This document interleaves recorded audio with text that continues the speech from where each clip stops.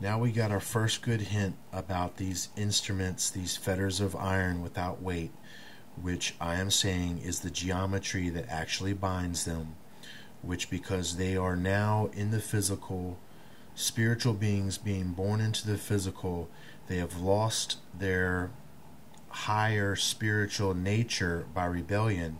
So that means they are simply bound by physical laws at this point. Remember, they have abandoned the spiritual knowledge in favor of the physical self-gratification.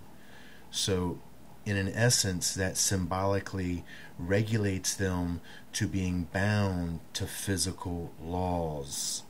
They themselves are being bound to physical laws, and even those same physical laws that govern that energy, okay, that manifestation of energy of which they are. So we will talk about that a little further as we go on. But now what we need to understand is that when you bind this energy, this spiritual energy, these spirit beings, that you have to have a receptacle. They are leaving a receptacle, which is the physical body. Now here enters the new receptacle, and it is these hurled stones. Now I'm going to provide some proof of that here in a moment that we'll talk about, but just to understand now that you are already familiar with probably in many other scriptural passages about spirits being in stones, and especially in myth, legend, and lore. Of course, Stonehenge is supposed to be possessed by spirits, and all of these circular stone structures that are around the world are supposed to be spirit standing stones in a place where the spirits collect. So the legends are telling you something of truth that, of course, here the book of Enoch is relating to you as truth, that something is in relation to these stones being the new vessels of containment for these spirits that are being geometrically bound with the physical laws that govern this energy or this spiritual energy manifestation. All right? So we will talk a little further that's going to help you understand a little bit. So now we see about these stones. Okay, so I'm saying the stones are the new receptacle. Now here are some examples. Here are some good old examples.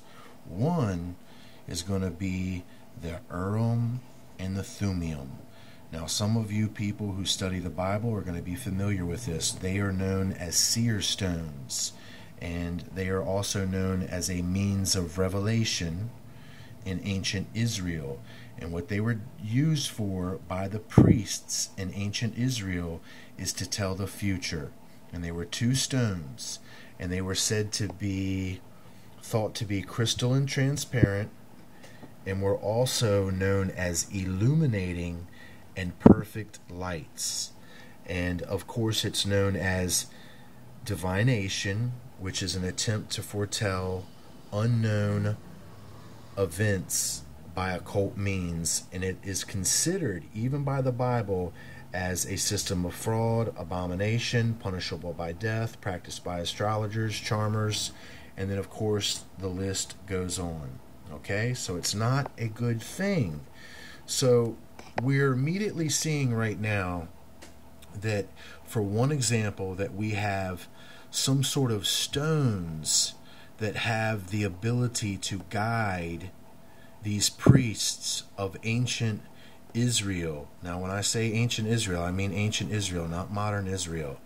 They have the ability to guide them, and they are known as seer stones. So we have an instance of a consciousness that is reserved in stone form, and of course an important thought is that they're crystal. Now let me remind you of the crystal ball theory, where you have that crystal ball that can tell the future, that the gypsy rubs, which would be the formula that reveals the information, or the spirit who has the information. I'll talk about this a little further as I come back. I hope I've got your interest.